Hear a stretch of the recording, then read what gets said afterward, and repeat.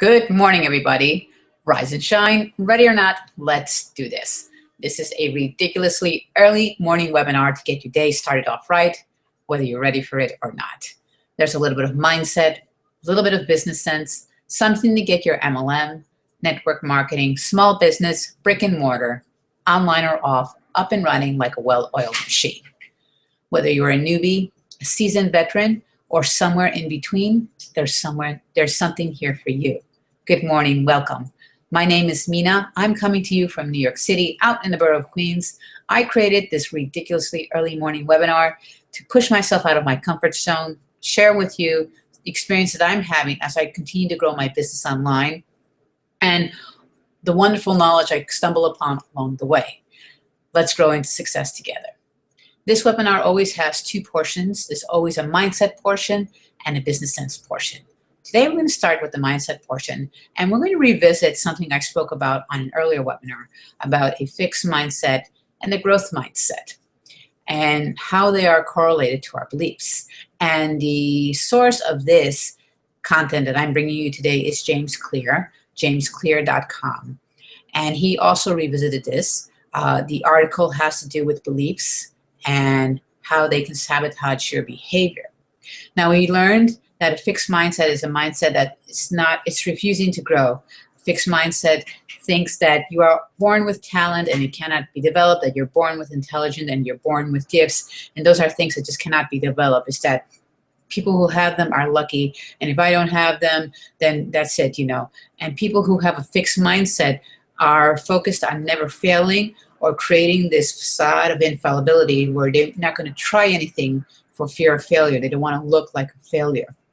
But those who embrace a growth mindset understand that talent and ability and gifts can be developed and are continually developed through time. And so when they try something and they fail at it, they don't see it as a personal thing. They see it more as, okay, something didn't work along here. Let's take this apart and see what didn't work and what can I do better the next time around. So what James Clear writes about is that the behavior that you associate with your mindsets can be very dangerous. I mean, the beliefs that you think about yourself, what you have as your mindset, can sabotage your behavior and could put roadblocks towards your success. So Carol Dweck, he mentions Carol Dweck. She's a researcher at Stanford University, and she talks about she's known for her work of fixed mindset versus a growth mindset. And she gives two mindsets talking about students. Like, for instance, in a fixed mindset, students believe their basic abilities, their intelligence, their talents are just fixed traits. They have a certain amount and that's that. And then their goal becomes to look smart all the time and never look dumb. So there are students who think, okay, I'm not a math person, so they have to figure out how to not look dumb in a math class. That is a fixed mindset. I'm looking at my notes here. In a growth mindset, I'm reading to you this. Students understand that their talents and abilities can be developed through effort, good teaching, and persistence. They don't necessarily think everyone's the same or anyone can be Einstein, but they believe everyone can get smarter if they work at it. That is a growth mindset. And we want to embrace the growth mindset, especially as an entrepreneur, building your home-based business. And even if you're working in corporate and you love your job, you always want to embrace the growth mindset. You never want to stay static in a fixed mindset and say, no, I can't do that type of job. No. Fixed mindset. And when you keep thinking about that and you keep uttering that out of your mouth, that's going into your ears and feeding your brain, that's going to keep you rooted in that fixed mindset. Rather, you say, well, this is a new challenge. I'm excited about it. I want to learn more about it. I'm going to ask as many questions as possible so that I'm clear on what I need to do to tackle this new challenge and learn this new skill, because I know that I can do that skill just as good as anybody else through hard work and persistence and keeping an open mind to learning new things. So we all want to embrace a growth mindset. So if you are new to home-based business or you are new to internet marketing, it's something extremely foreign to you, but you have the tools and the ability and you have the coaching at your hand. Embrace it and grow with it and roll with the punches, because each day that you learn something new and you apply it to your repertoire, you are embracing that growth mindset and you're becoming a better person than you were yesterday. The same goes with if you want to learn calculus. And I don't know why calculus came to my head, because in college, calculus was a beast for me. But I realized when I think about that, and college was many, many moons ago, I had a fixed mindset. I had not an open mind to learning calculus. I just thought that calculus was hard and I would never learn it. And as a result, I did not get good grades in calculus. And the same goes with organic chemistry. Imagine if nowadays when students learn this and realize, okay, well, organic chemistry can be a beast, or calculus can be a beast, but I can learn these concepts and I can master organic chemistry and I can master calculus, and you can do it with little steps at a time. Say, let's take calculus, because math is a beautiful thing. Math is just, it's just a beautiful subject. And say, okay, I want to learn calculus. I want to learn how to do these things. And I'm not here for the speed of it. I'm just here to, do a problem a day and figure it out. And little by little, step by step, and little before you know it, you're doing calculus problems and you're looking at the beauty of math and you're really getting into that. And that comes with persistence and comes with the belief that, yes, you can grow into this, you can learn calculus, and with practice, getting help here along the way, you can master calculus. And we have technology and we have the internet at our fingertips, where you can go online and find tutorials. You can go on YouTube and find people teaching about the basics of calculus and doing advanced equations and all that stuff. So if you're a student in this day and age, consider yourself really blessed because of what you have at your fingertips. And imagine that instead of having to carry really heavy textbooks, you can put everything on your iPad or on your laptop and just have everything there. That's pretty cool. Anyway, back to the subject. The question that James Clear asks here is that are your beliefs holding you back? What are your beliefs? What is your belief system? Are they holding you back? The other night I was on a webinar and these were the great masters, marketing pros, and they were sharing their secrets of their success. And there were 5 people on the panel, and they each had about 10 minutes to share their daily activities of how they grow and how they market their businesses online. And as each one went through and you looked at what they did was incredibly simple, that it was just mind-blowing. And so what they, at the end, at the conclusion, they had 2 questions. A lot of questions, well, how do you do this? And how do you do that? And how do you do this? And how do you do that? And one of them said, well, they all agreed on the same thing. It was just, these things are incredibly simple to do. Now, what is holding you back from doing them? And for a lot of people, it's a belief system. What do they believe about themselves? What do you believe about yourself? Do you believe that you can be a successful entrepreneur? Do you believe that you can grow your business home and grow your business online? Do you believe that you can be that entrepreneur, that you can, while working your full-time job, build your dream on the side? What is your belief? If you believe things, and I'm going to just read from my notes here that James Clear gives examples of. If you believe things like, I'm not good with numbers, or, I'm not creative, or I'm a procrastinator, those beliefs are going to hold you back. If you change those words a little bit and say, okay, this is new for me, calculus, and, and maybe right now I may hiccup along the way, but I'm going to keep working at it because I know I can conquer this. Or if you think that you're a procrastinator and say, okay, I know I have trouble keeping appointments and being on time for certain things, but what can I do to improve upon this? Maybe I need to wake up an hour earlier than I should so that I can get everything done so I can get to my appointments on time.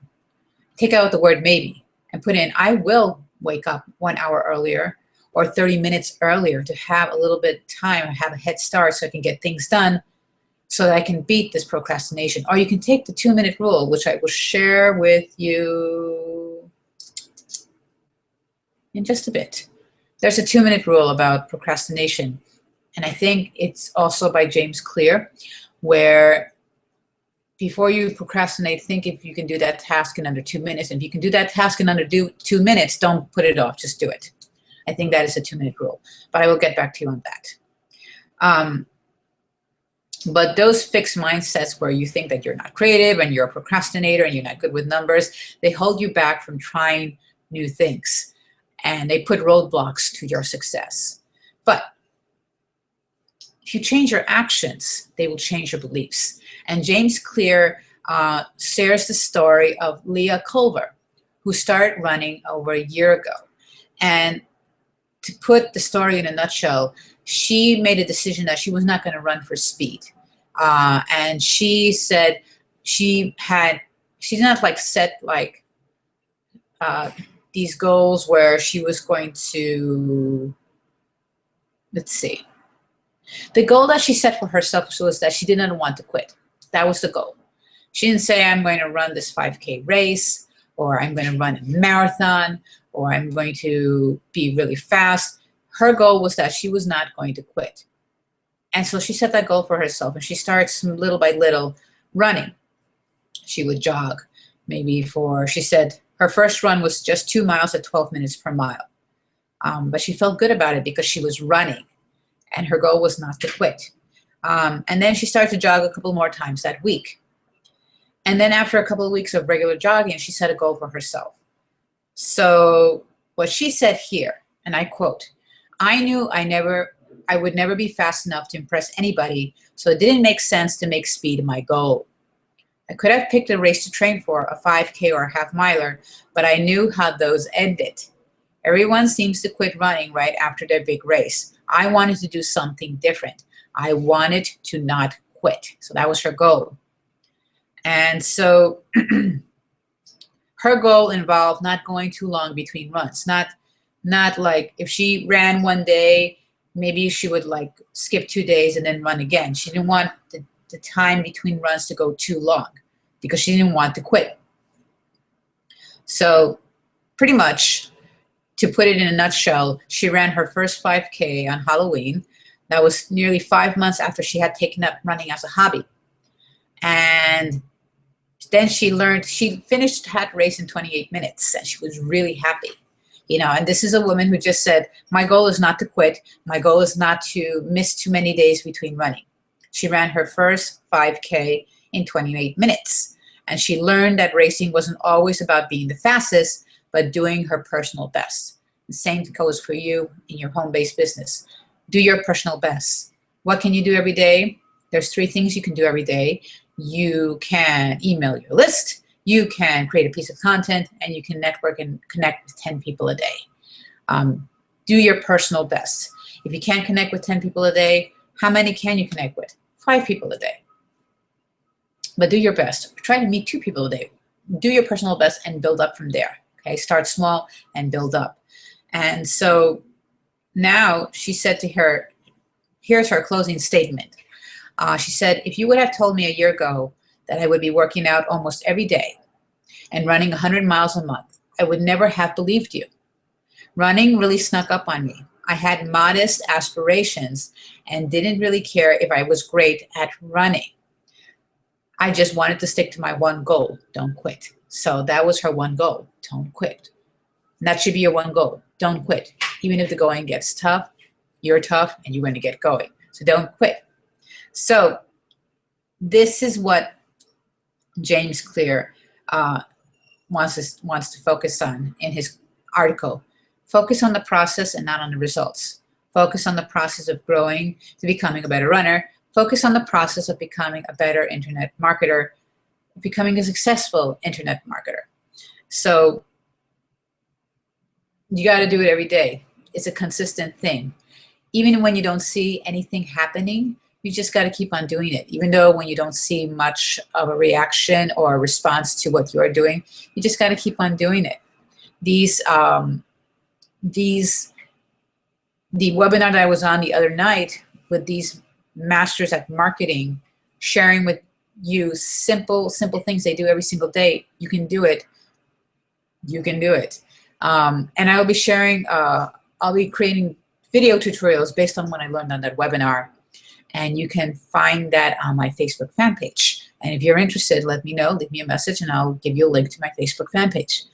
Or you can find me on my Facebook fan page, whatever happens first. So how do you get to where you want to be? And it's based on identity-based habits, which we also spoke about earlier this week. So what James says here is that your daily actions will change what you believe about yourself and the person you become. Set a schedule, show up, and stick to it. Focus on building the right identity rather than worrying about getting the right result. So think about the right identity for you. I am a creative, resourceful, productive, and successful entrepreneur. I am an uber successful internet marketer. Create that right identity for yourself and believe it. Create a vision. And that's something else that I'm reading about in the book. Where you create a vision, you can create your vision boards about what you want and who you want to become. And, find things that you can cut out of magazines, writing in a journal, write down and create those affirmations and create that new belief for yourself. And when you create that new belief for yourself, you're going to create those actions that are going to fulfill that belief. And so what you should do now, how can you do all this? What James Clear emphasizes is that skill is something you can cultivate, not merely something you're born with. So focus on the process to becoming more creative, more intelligent, more productive, more resourceful, more successful in your entrepreneurship, in your home-based business. Focus on the process, not on the outcome. Commit to the process of training like a champion. If you want to write a best-selling book, don't worry about writing the best-selling book. Commit to the process of publishing your ideas on a consistent basis. Create content on a consistent basis. And he said here, instead of worrying about getting six-pack abs, commit to the process of eating healthy every day. So it's the little things that count. It's the process that counts. You want to be healthier, eat something that is healthy and that will get you towards that path of health. Instead of reaching for that bag of chips, eat a fruit, eat a banana. Instead of having a cup of coffee the first thing in the morning, have a cup of lemon juice with some warm water or hot water and have that as your start of the day. And always remember, it's not about the result. It's about building the identity of the type of person who gets to enjoy those results.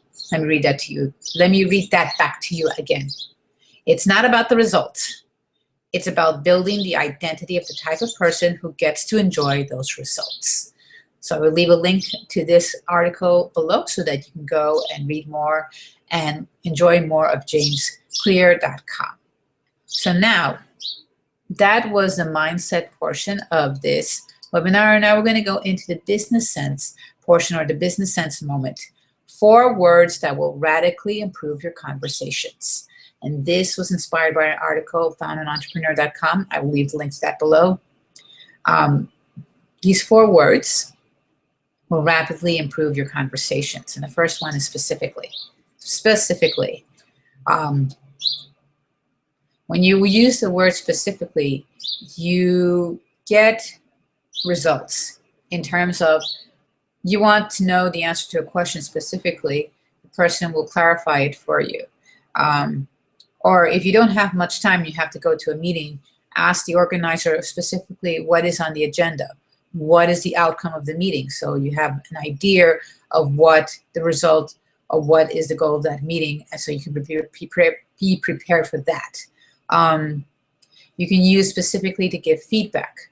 If you're giving feedback to somebody, and you can give them specific feedback and actions they can take moving forward. You can challenge ambiguous statements by asking for specifics. Give me the specifics on that ambiguous statement. How are you feeling? Fine is not a specific statement. Tell me really, how are you feeling specifically? Okay, because you look green, just for an example.